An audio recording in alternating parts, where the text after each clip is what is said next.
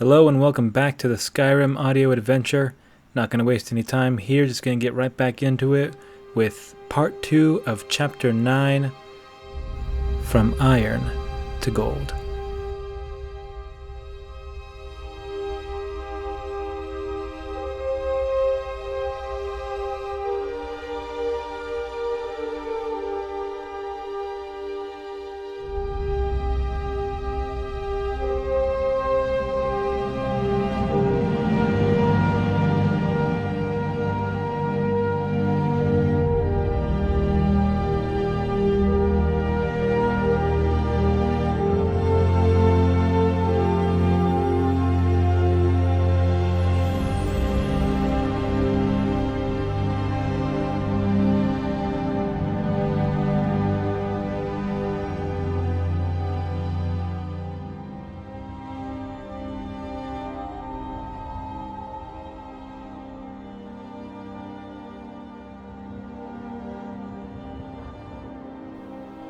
The lady was a fine specimen, and she knew it. She flaunted it, and she used it to her advantage wherever she could. If the Altmary Dominion had taught the Empire anything, it was how to carry yourself with superiority. And so this auburn-haired imperial beauty strutted about town like a haughty princess. She had married a rich man and was gaining contacts by the day. She wore her success and wealth on her person for everyone to see. A jeweled necklace rested against her bodice, framed by a silken shawl from the lands to the west. Her bond of matrimony was accompanied by a genuine emerald-crusted ring crafted by an actual Saxhleel jeweler, and a proud Nordic band of silver and garnet given to her by her husband's oafish father. However, the exhibit she was the most proud of was a unique set of dainty rings she wore in a stack on her right middle finger. They were of thin, elvish make, and as such she could stack them with little trouble if she slightly rotated each. The result was a pleasing swirl of sparkling gems around the digit. There were 5 rings in total, so small and delicate they were that she could whirl them around her finger without losing any dexterity. Not that she needed it. It was just another reflection of her quality. She slept late that morning, as was her privilege, and flung open her window to a cool breeze devoid of the dawn's nip. She wished that she had a room overlooking the lake, but that would come with time. For now her view of the multicolored aspen forest was enough for her. She breathed in the fresh air and set about her morning, arranging her fine but sturdy green dress, washing her luxurious hair. Her skin was pearlescent, further proof of her good breeding. As she sat brushing her hair in the mirror, something terrible nearly stopped her heart. In the mirror she spotted movement behind her near the small table where she staged her jewelry. Starting at the brief disturbance, she spun around, staring intently at the table and the surrounding jumble of silks and furs. She instinctively covered herself and chanced a cautious, "Hello?" Just then, a small furry something erupted from the clutter and bolted out the open window. It was gone before the surprised shriek left her lips.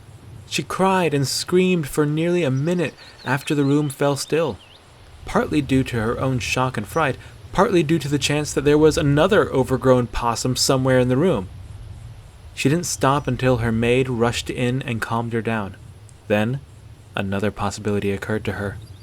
Something even more terrible than the prospect of ill-tempered martens of outstanding proportion. She brushed off the fawning maid and rushed over to her precious jewelry. It all seemed there at a glance. Then she came to her set of 5 rings. 1, 2, 3, 4, and no 5. The 5th was missing. One of her favorite rings had been stolen by that repugnant thing. In a fevered panic, she looked under the table, all around it, even under the jewel boxes themselves. She was slowly slipping into a fit of hysteric when, with a sigh of utter relief, she spotted the missing ring hanging on her earring rack. She must have placed it there in some fleeting moment of whimsy and forgotten.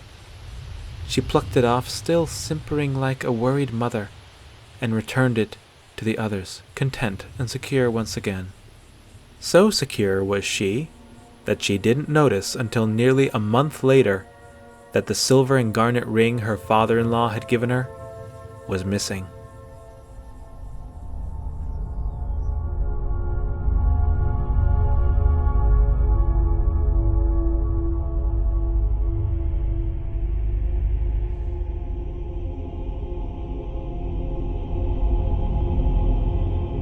The shopkeeper was a big man, muscle-bound and broad, with a proud braided mustache and shorn head. He was a confident dealer, and with good reason. He'd set up shop with the money he'd made from years of bloody work as a mercenary bodyguard, and his reputation for ruthless efficiency ensured that the bartering process never reached any unpleasant conclusions. He wore a soft, flaxen shirt, fashionably ill-fitting as to show off his bulging arms. Like a beast he was, confident and ready to protect his cave. As such, he had absolutely nothing to worry about when two unfamiliar wayfish figures stepped into his shop just before noon. "Good day," he said, closing his book, sweeping his mild surprise away with a welcoming smile. "What can the Bear of Bargain do for you young lads?" The pair were an odd couple. One was a boy with dark, tousled hair and skin light brown like a pale tea. He was clothed in linen rags, bare, blackened feet, and a vest that appeared to be burlap. The man had to shudder at the hellish prospect of wearing the scratchy material as a garment. However, the boy's companion was even stranger. About a head shorter, this person was wrapped entirely in an oversized robe, such that no part of their body was showing. Everything was folds and shadow. From deep in that dark hood the merchant felt eyes staring at him. "Hello," chirped the filthy boy, taking the time to wipe his calloused feet on the doormat, producing a terrible scraping noise that made the man's eye twitch. "Would you, perchance, be perhaps interested in possibly purchasing a piece of fine jeweled jewelry of fine make?" The shopkeeper raised an eyebrow at the redundant mess of language. Did he think it made him sound nobler than his obvious station?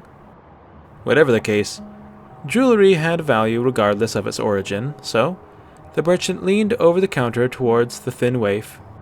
"I suppose I would be. Let us see this jeweled jewelry, then." The boy reached into a ragged pocket and presented a silver ring with a simple red crystal set into it. For a moment, the man's heart raced, thinking that a ruby had just fallen into his lap. But as he picked it up and inspected it by the shaft of light coming in through his round window, he saw that rather than the bright, clean fire of a ruby, the gem was a darker, duller red with a myriad of fractals that complicated the shine. This was a garnet. Not quite as valuable as a ruby, but still a very nice gem. He could not say as much for the silver band. It was a sturdy Nordic make with the motif of a sea serpent coiling around the jewel, but it was clear that it was not very well cared for. It was riddled with scratches and minute marrings that showed up in the light. The shopkeeper pinched and twirled one of his mustache braids as he thought. "Tell me," he began, "how did you come by this ring?" "Family heirloom. It's all I have left of my parents, and I've held on to it for as long as I could, but as you can probably tell by looking at me, times have been hard, and I just need the coin." The merchant nodded, looking back at the ring. It was good craftsmanship, but the condition left a lot to be desired. Seemed like it'd be hard enough to give away, let alone turn around and sell for profit. Still, the gem was decent, and the boy could clearly use the coin. "Tell you what, I can give you 4 gold for this." The boy appeared ever so slightly crestfallen. "You can't do 5? He asked hopefully. "Don't be daft, son. 4 is plenty." After a moment of solemn consideration, the boy met his eyes and nodded. "Okay, I'll take it." "Very well." The merchant pulled open a drawer and fetched out 4 bright gold imperial septums. The gold gleamed in the boy's wide eyes. The man suspected that he'd never seen so much money in his life. Eagerly, he reached up and swept the gold into his hands. He and his shrouded compatriot leaned over the gold for a moment just looking at it. Then, with a slow tilt of the head, the boy placed the coins back on the counter. "What's wrong?" the shopkeeper asked. "Did you decide you want the ring back?" "No, it's just that I can't imagine spending gold very often." "You want smaller coins?" "Yeah. Is that too much to ask?" "Not at all. What do you want, Imperial silver?" Let's say half and half. Half silver and half copper." The merchant quirked an eyebrow at the boy.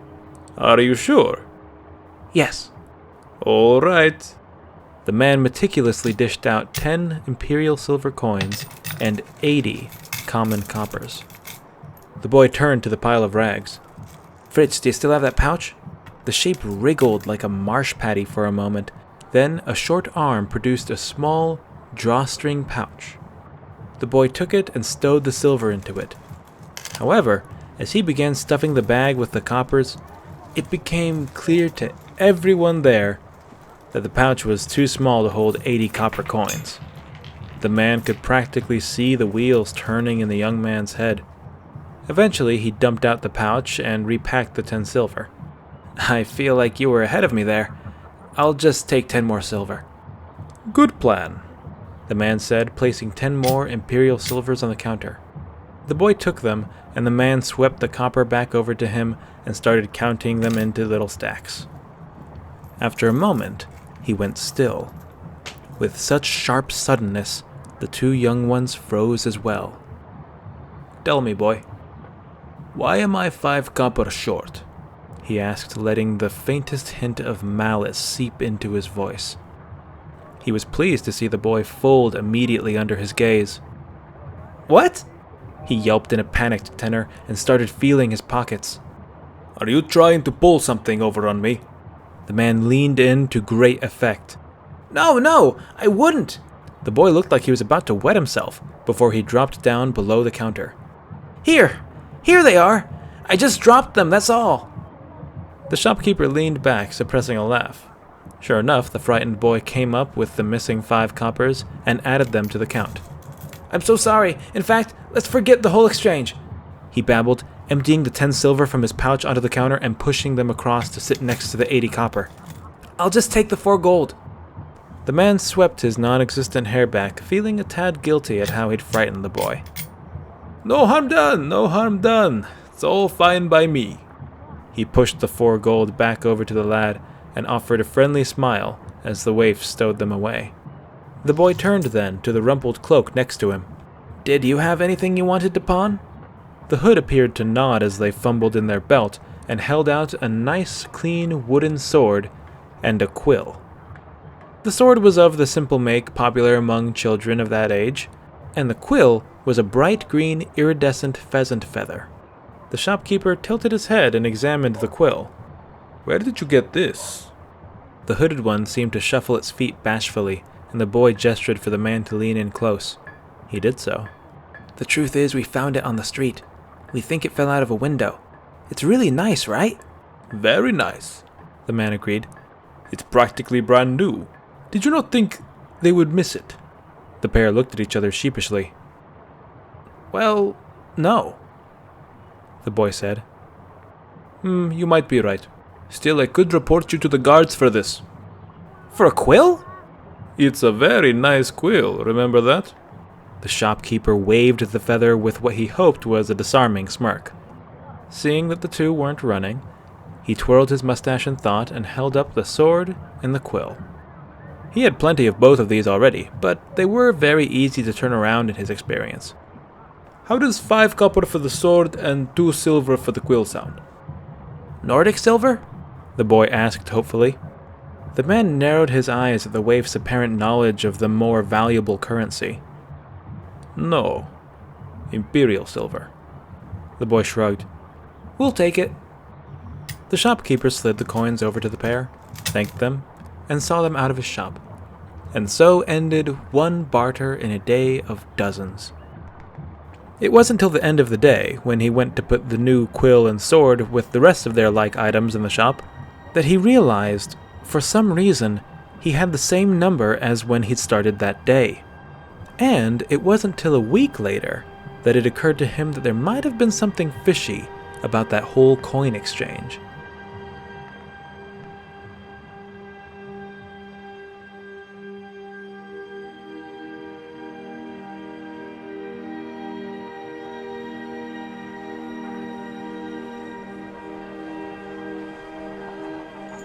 The apprentice was a dark-skinned Redguard who was currently struggling with a bad case of adolescent acne, an unfortunate ailment for any hot-blooded teenager looking for love.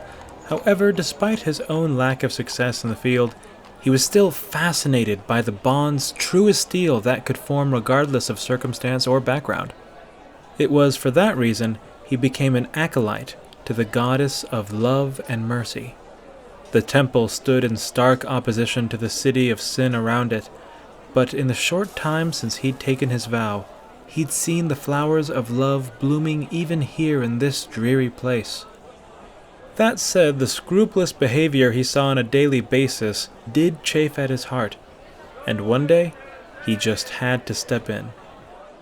He was walking through the gently packed market in the mid-afternoon, buying carrots and onions for a large stew to be distributed amongst the city's homeless. He was just crossing one of the many bridges in the square, trying to ignore the stench of waste and fish guts wafting up from the deep aqueducts that wound through the city's lower layer, when he saw, in an unassuming corner of the market, two small figures sitting on either side of a crate. They seemed to be playing some kind of game, moving tiny objects around on the rough wood top of the crate. But then, the apprentice spotted the telltale flash of coin, and realized with bitter surety that the two children were gambling. He thought he might be sick. He'd seen some bad things here, but this needed to stop. He walked over to the pair and saw that they had a set of 3 walnut shells, and were moving them around chaotically. A boy with dark eyes and rags for clothes was doing the moving. After a moment, he returned the shells to a neat line of 3.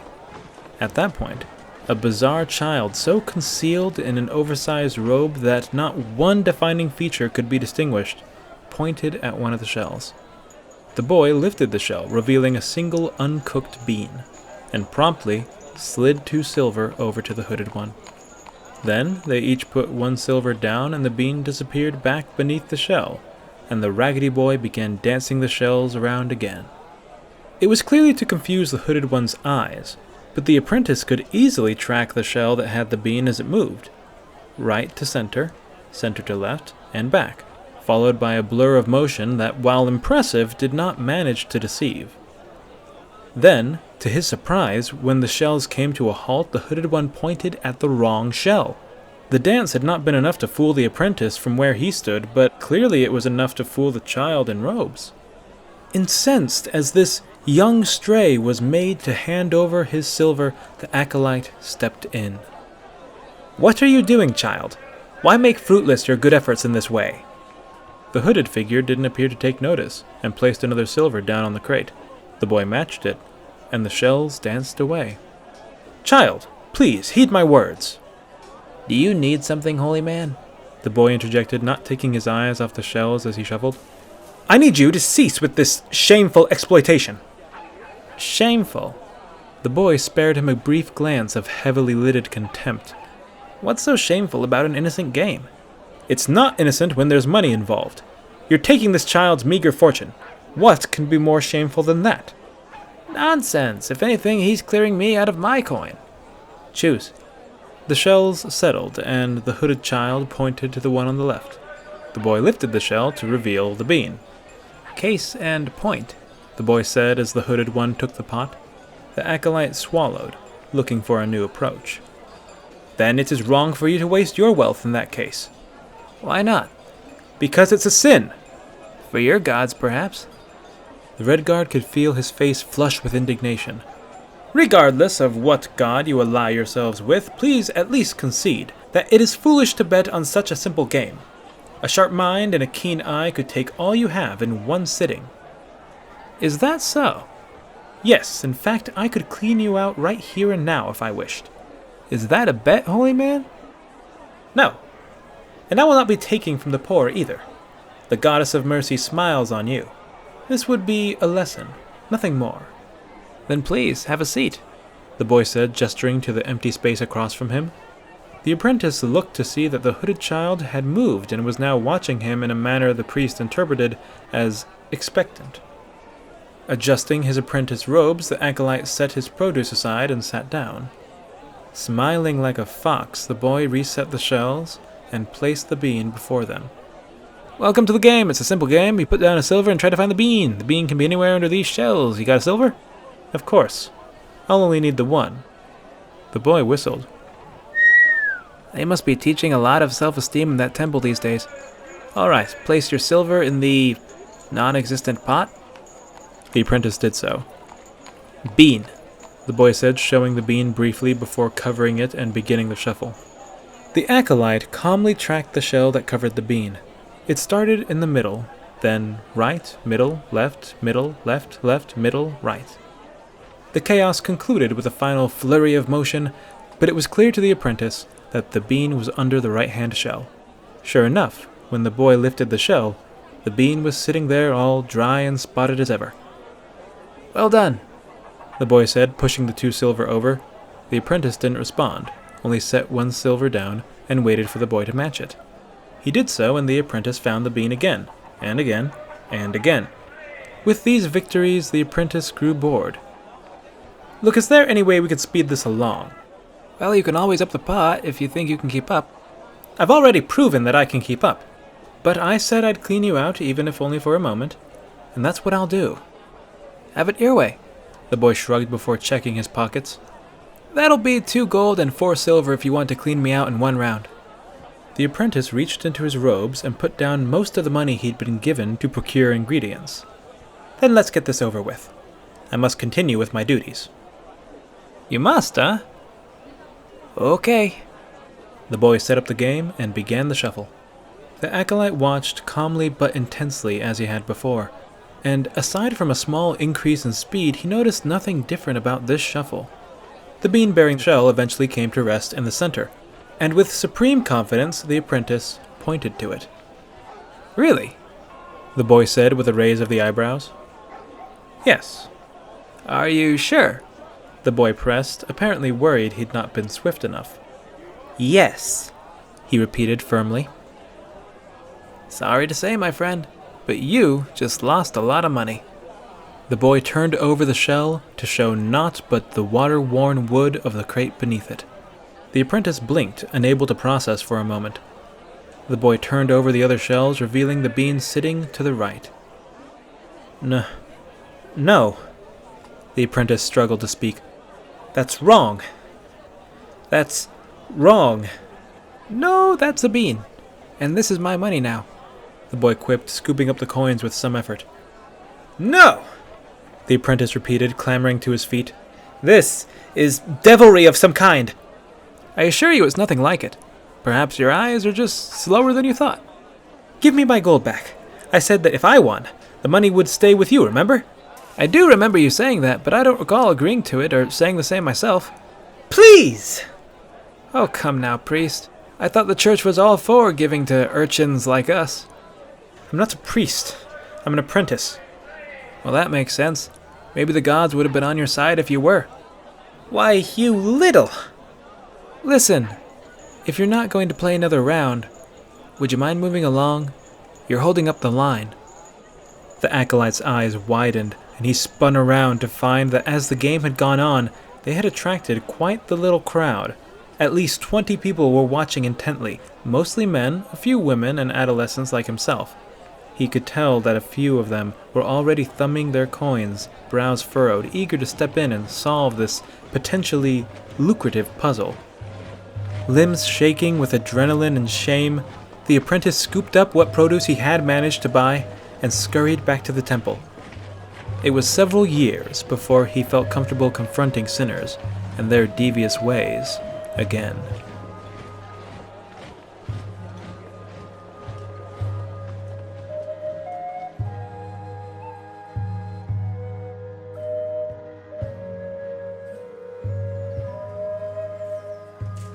The boy shot a surreptitious wink to Zack as he fooled another gambler. The holy man had been a great goat. Since he'd left, the shells had hardly stood still, as one after another the gullible came. Some winning money, but most losing money. Some had already won, but kept betting their winnings till they were all gone. The sun had dropped down below the building and twilight was fast approaching. The crowd had diminished to a slow trickle of brave fools, and with that last man swindled, the boy was content to conclude the day's work. He'd gone from empty pockets to the rough equivalent of 11 gold over the course of a day. This plan had gone incredibly well. There had been so many moments when it could have been derailed, and it nearly had been. Even though 5 gold was no small amount of money, the boy felt he was right on the cusp of getting all his friends out of that dreadful orphanage and out of this dreary city. He just needed 5 more gold. "Evening, lad," came a smooth voice, and the boy looked up in the middle of gathering his shells to see a young man looking to be in his mid-20s, with short, bright red hair and the dusting of a goatee. He was wearing a warm woolen coat over a flax shirt with a strange pendant resting on his chest. "Think you've got time for one more game?" The boy gave a wry smile. "Sorry, friend, but that's all for today." The man nodded, understanding. "That's quite the haul for someone your age, I'll give you that. But what if I offered you a chance to double it?" The boy and Zack exchanged a quick glance. "I would be a fool to take that chance." "Are you sure?" The man slowly and deliberately placed a stack of 12 gold septums in front of them. "It's an honest wager." The boy's eyes grew huge at the sight of the coins, and he knew his feline companion's eyes were doing the same. Still, something was off about this, and he was made sure of that when the man's calm eyes narrowed as he watched them, and he removed 1 coin from the top of the stack. "Sorry, my guess was off by a bit." "How do you know how much would be double? How do you know how much we have?" The man grinned, clearly pleased with himself. "It's all about sizing up your mark, lad. That's the first rule of the game. Of course you'd know that if you were really a player." "Well, as impressive as that is, I still think I'll have to pass. We really must be going." The man looked off towards the marketplace to the 2 guards in purple sashes leaning against the rail. "And what if I decided to tell the guards about this furry friend of yours?" The boy looked to Zack, whose eyes were lighting pale blue fires on the man's face. Unlike Grillad, this man had nothing to lose by turning him in. What's more, he could call the guards right now. "Those are some sharp eyes, friend. Careful they don't cut anyone." The man smiled and pushed his stack of gold closer to the boy. "Lay out the shells. Let's play." The boy breathed out heavily through his nose as he fought a wave of impotent rage. He reached for his coin pouch. Zack grabbed his arm and shook his head. "You don't need to. We can run." "I don't think that makes a difference," the boy said, shrugging him off and emptying the coins onto the crate. "Besides, you shouldn't have to." He counted out the equivalent of 11 gold, leaving him with a comparatively skint 2 silvers and 5 coppers. Trying not to grind his teeth in agitation, he obediently set the game, flashed the bean, and began. He wasn't playing around anymore. He moved the shells considerably faster than before. What had been the final flurry before was now the norm, and the new finale was a series of orbiting twists and strange stacks. The shuffle dragged on for nearly 30 seconds, and perspiration began to dampen the boy's forehead. The edges of the shells were warm from friction, when at last the boy set them back in line. The man stroked his chin for a moment, smoothing the thin hairs of his russet beard. "You're fast, lad. You never leave anything up to chance, and that's admirable. You've got the makings of a thief, but here, it just makes you predictable." He pointed not to the shells, but to the boy's left hand. "You never reloaded the bean, which means it's hidden between your ring and little fingers on your left hand." The boy didn't move a muscle. He just sat there staring unblinkingly at the shells still face down before him. "Well, aren't you going to reveal the bean?" Still, the boy remained motionless, frozen in shock and shame. "I see. Well, I'll just be taking my winnings. the man said, scooping the coins towards him and stowing them away. You kids shouldn't be playing these games when you're not even players. He stood up, brushing the dust off his rear. If you're looking to become one, then you can find me at the Ragged Flagon. Ask for Brynjolf. And with that, the red-haired stranger turned on his heel and left the waifs to the deepening shadows of the alley. The boy held out his left hand and splayed his fingers, letting the spotted bean clatter hollowly onto the crate. Damn it, he muttered. That's a whole day's work down the drain. Well, not entirely, Zack said, and tossed 3 gold septims next to the shells. The boy stared, uncomprehending at first, then looked rapidly from the coins to Zack. What? How? I lifted them while you were shuffling. I thought you said you couldn't lift gold. Normally I can't, but the stars aligned. He was distracted, sitting down, and already had plenty of gold on him. Besides, I wasn't about to let him take everything. This way we have enough to try something else another day. The boy was at a loss for words, so he just hugged his friend tightly, squeezing his frail form through the robe. Thank you, Absakar. Don't mention it. Are you hungry? Oh, I'm always hungry. We'll figure this out tomorrow. And so the 2 urchins packed up their shells and stole away into the dusk.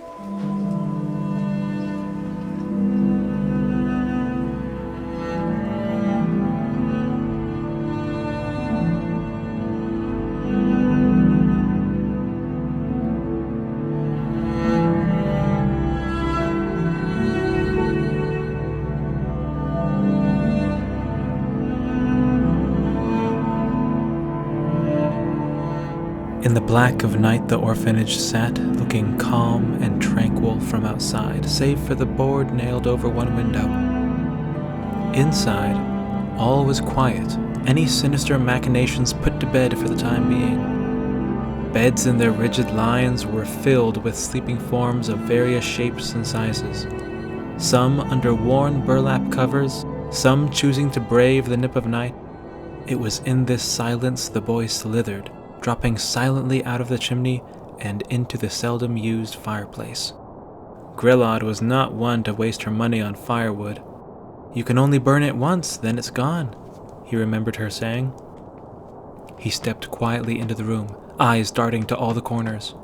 He crept along the rows of beds, making sure to duck beneath the shafts of misty moonlight that shone in from the unboarded windows. He crawled inch by inch under the beds till he came to the one he was looking for. He popped up and saw her, Jolelle, dark hair falling sloppily across her face as she slept, drooling on that same nasty iron plate. She'd apparently fallen asleep, still trying to turn it to gold. He watched the peace in her face, the beautiful absence of anxiety. This was how he always thought of her. Before her eyes filled with worry, her forehead creased with apprehension, and her jaw set in fear. She was always strange. Any that found themselves in this orphanage were bound to be a little off. Jolelle was every bit as adventurous as he was in the past, but it manifested in different ways. If he climbed a tree, she would talk to it. If he went for a swim, she'd lurk below and snatch at his ankles. If he picked a flower and folded it into a ring, she'd sneak up and bite it off his finger. She was a mystic and an imp, and he was more often than not asked to get her out of some absurd fix, but she was always there for him in the same way. Now to see her slowly losing herself to pain and terror in his absence, he knew that if he got no one else out of here, he'd get her out. He tried to think of some quiet yet tactful way of waking her up, but after a moment's fruitless thought, he settled on giving her a firm prod straight in the forehead. She snorted harshly as she came to. For a moment that dread flashed into her eye at the dark shape before her. Then he spoke in hushed tones. "It's me. Don't worry, it's me."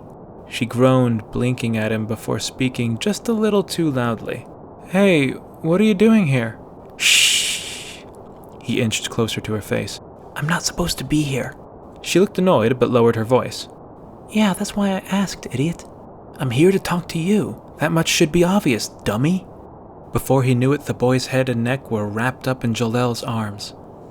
The standard introductions had concluded, but this was a very unusual next step.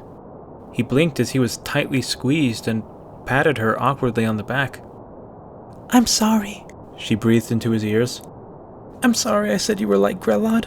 I've been thinking about it all day and I didn't know if I would see you again and—" She swallowed thickly as if holding in a sob. "You're not like her. You're a friend. You have always been my friend." The boy finally returned her squeeze and sucked in air, feeling some foreign emotion hit home. "Like I said, that much should be obvious." He chewed his tongue for a moment, then continued. "And I'm sorry for leaving you here. I should have known she'd come after you next." "You can't have known. This whole thing is just so—" She let go of him and brushed hair out of her face. "I don't know the word." "Inhumane?" the boy offered. "That might be it." "It might be, yeah. Did you just come to check on me?" "Well, I mean, I did, but that's not a bad thing, is it?" "I guess not." She rolled up her sleeves and he saw the burn marks up and down her arms. "I'm not doing great." He nodded and wished he had some frost salts or just cool water for her. But he didn't. "I suppose we can talk about the others if that's easier." "Yeah, okay." Jolel nodded, laying her head back down on the folded cloth she was using as a pillow, making sure to move the plate under her woolen covers. She yawned quietly and stared at her own eyebrows and thought. "No one's changed that much. Delsin and Hjalmar have kind of taken charge since you left. They argue a lot, but in the end they're just trying to keep Grelod happy." "That's not possible, but they'll see soon." "Elenon has been quiet as always. She does this thing where she bites Jaspe grapes in half and stares at the insides. It's a bit creepy. I'm sure that's what she thinks of your antics. But she's a good baker, kind of surprising actually. Hafela is a rock. I can't get a read on her. She's gotta have something up with her, right? She always seemed sturdy to me." "I guess so, but I don't trust it." Her stormy gray eyes returned to him. "And in our group, that just leaves Abzakar. He's been wandering more than usual, and I haven't seen him since he broke that window earlier today, so it's your turn then." She did this thing, sort of nuzzling her cheek into her improvised pillow. The motion stirred something in him. It was cute, like a mewing kitten. "Where is he?" she asked. "He's staying with me."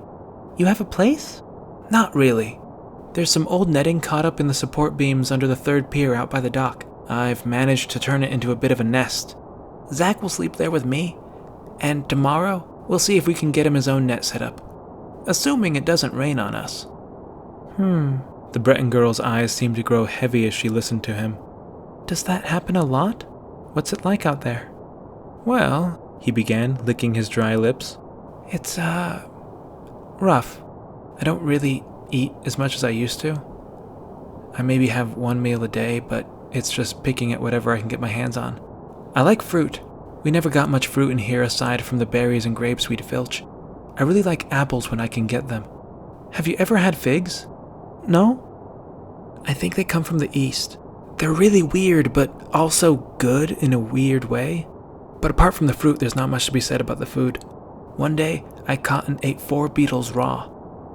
Jolel smiled, eyes closed, and chuckled softly. "That's so gross."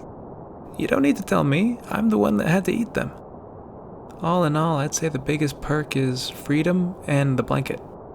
I found this saber-cat hide that fell out of some merchant's cart, and that thing keeps me warm better than anything we ever had here. And it's way less itchy than the burlap." "That sounds nice," she said, sounding quieter and sleepier than before. She raised her own cover a little as if offering it. "Come in here. I've got one of the good blankets." The boy felt himself flush again. "I can't stay here tonight. I have to leave before I get caught." The girl pouted with bleary eyes. "Fine. Keep talking for a bit, though." "Okay. Sometimes, when I wake up, there's so much mist covering the lake I can't even see the water below me. I like listening to the birds. They tend to wake me up before it really becomes light.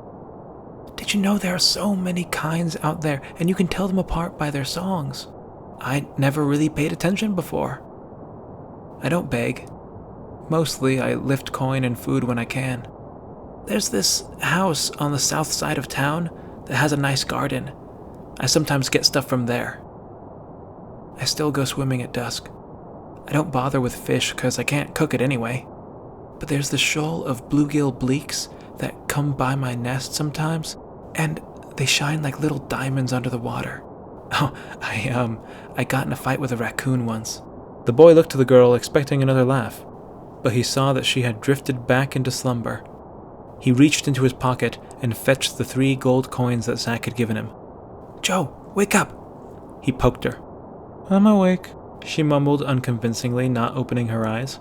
"Look at your plate," he said, arranging the coins on the iron. "You did turn it to gold. See?" "It's beautiful," she slurred, still growing more inert. "Zach and I have a plan. If we can get 16 gold, then we can get all 7 of us on a carriage and head in any direction we want for a day. Once we're out there, we can make it, as long as we stick together. We almost had enough, then we hit a snag. But don't worry." This time, she didn't respond. Joe, look at the plate." Nothing. Just the gentle breathing of an exhausted young girl. He weighed his options in his mind, thought about poking her again, but decided against it. Another snort might wake someone up. So he compromised. He placed a single gold piece on the plate and tucked it back into her cover. Though he knew it was a dubious arrangement at best, he couldn't help but sit and watch her peaceful face till the moons were high enough that their light left the windows. He returned to the fireplace and shimmied his way back into the city.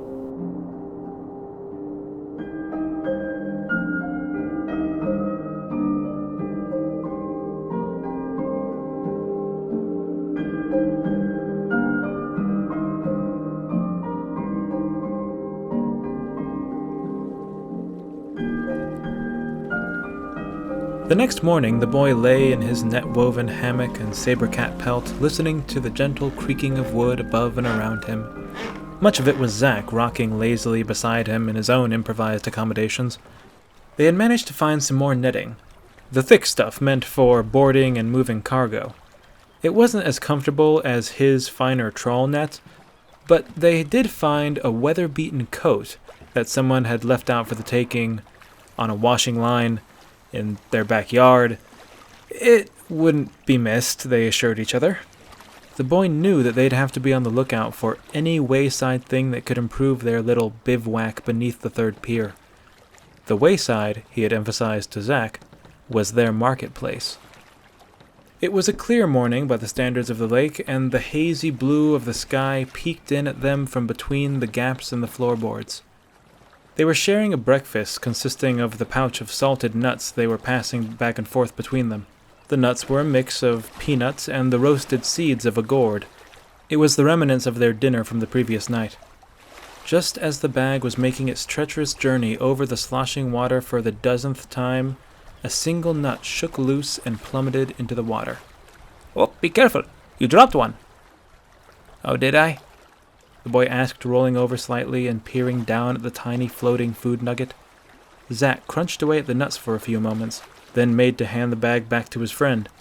But the boy was still staring pensively down at the bobbing morsel. "What are you looking at?" the Khajiit asked. "Just hang on." The boy held up a hand. "Something's going to take it." "Like what?" "Dunno." Now they were both watching with bated breath, waiting for the conclusion to the inconsequential drama before them. A minute passed, and then another. The peanut bobbed this way and that with the waves of the lake.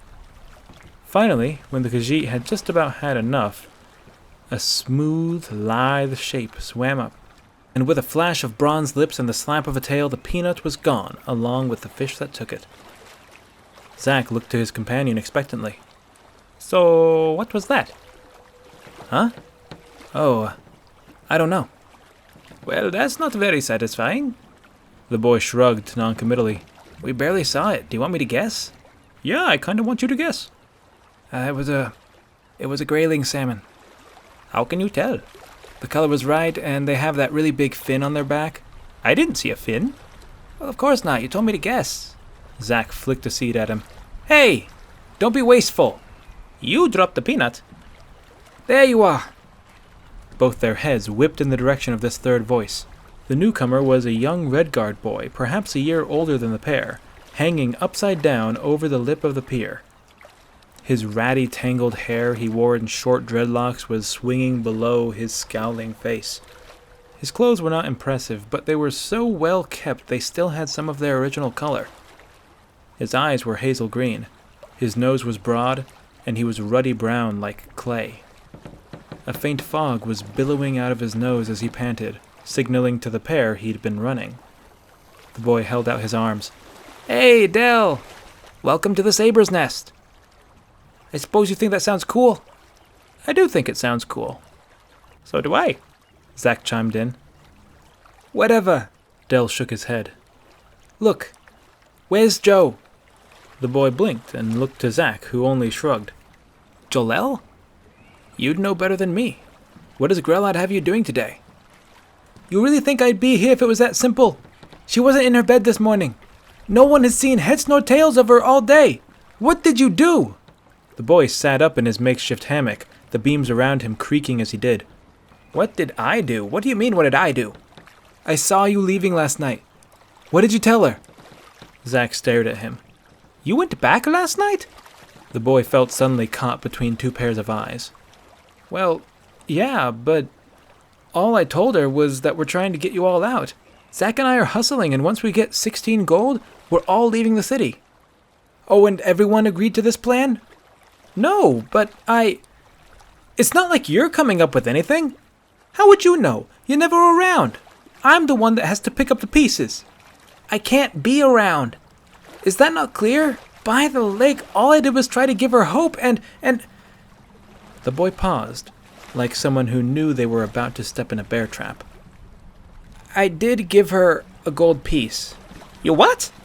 It was Zach's turn to sit up in his bedding. I was being sweet, you know? Turning her plate to gold. He could feel his ears going red. It's just 1 gold. It's not like she can go anywhere with it. You said she needed 2 gold if she was going to go by herself. Yeah, but not if she can convince someone to let her in on a fresh commission. Okay, but what are the odds of that? It's Joe. Yeah, Dahlin interjected. A young girl and experienced beggar. The boy didn't breathe for a moment. Dread settled in his chest, cold and jagged. Then, in an explosion of motion, he scrambled out from under the dock using handholds he'd whittled himself. He blew past Dahlin, who fell back out of the way. By the time Zach had climbed out as well, the boy was already scaling the outer wall of the city. Back into the world of grey wood walls and black roofs they went, dashing for the north gate with all the haste they could muster. The boy led the way in a blind panic with Zach close at his heels, fighting hard to keep himself covered as he went. Dahlin was no slower than the 2 vagabonds, but he was lagging behind significantly, as he was a much less experienced street rat. They leapt roofs, ducked carts, and hurdled barrels, paying no heed to any cries or shouts they elicited. Zach suspected that at one point a suspecting guard had taken up the chase, but the boy had lost them without ever really knowing they were there. Before long, the tall, blocky facade of the north gate was looming ahead of them. The boy jumped from a barrel to a signpost up onto an awning, before tight-roping across a banner line and diving into the parapets to the sound of startled guards. Heeding nothing, he ducked a table and hopped over the wall where he knew torch grates were waiting as handholds for his descent. Landing outside the gate, he saw no carriages waiting, being readied, or unloading.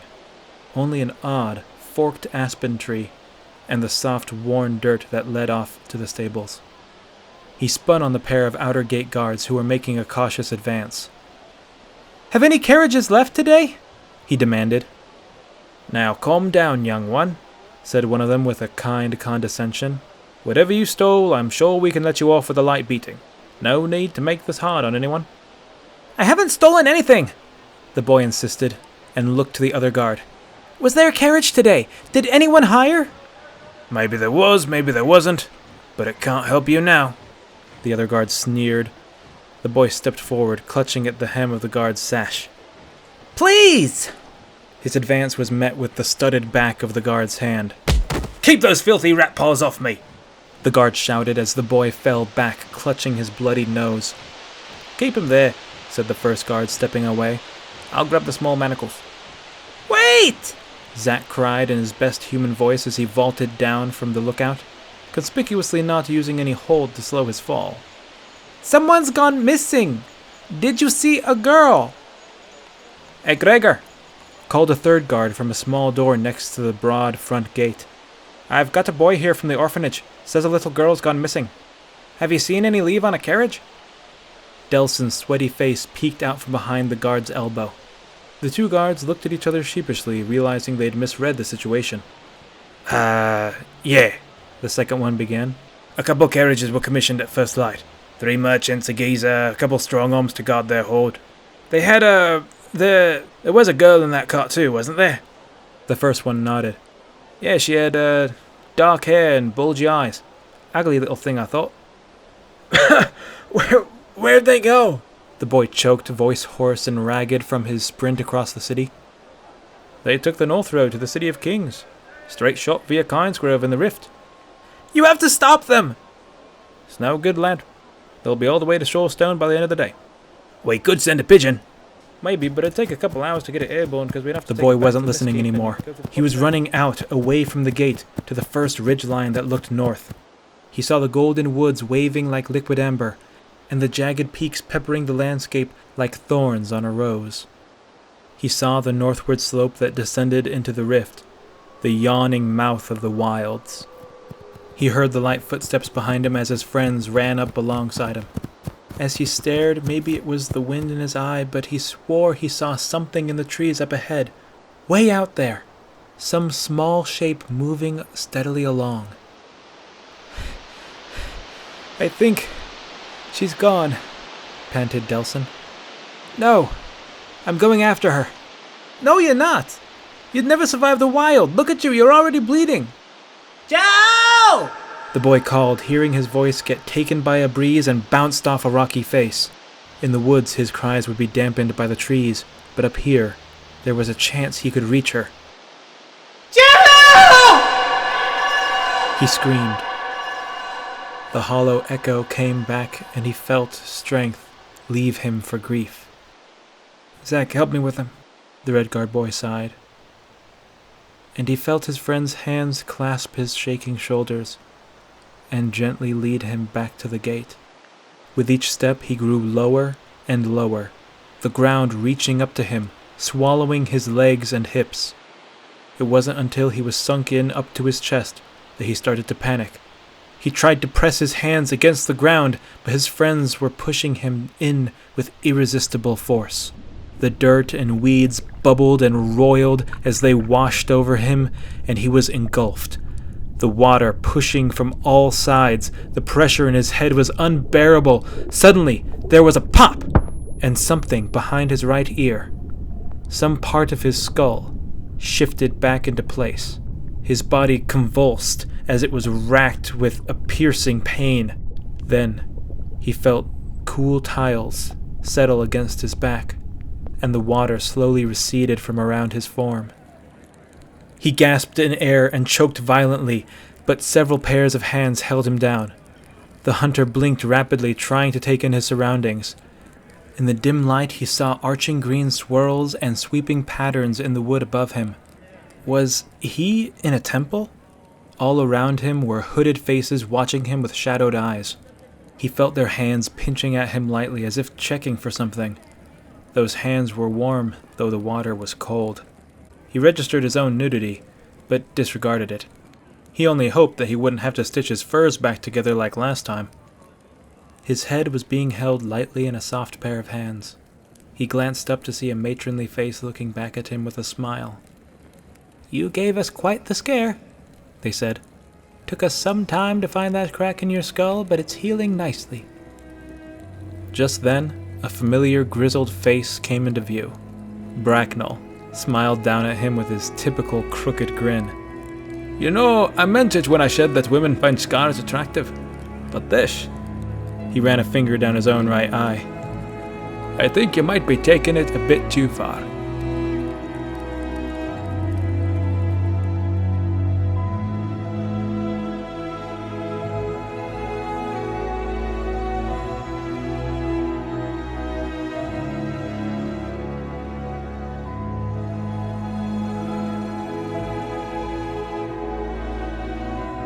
Thank you for listening to this episode of the Skyrim Audio-Adventure.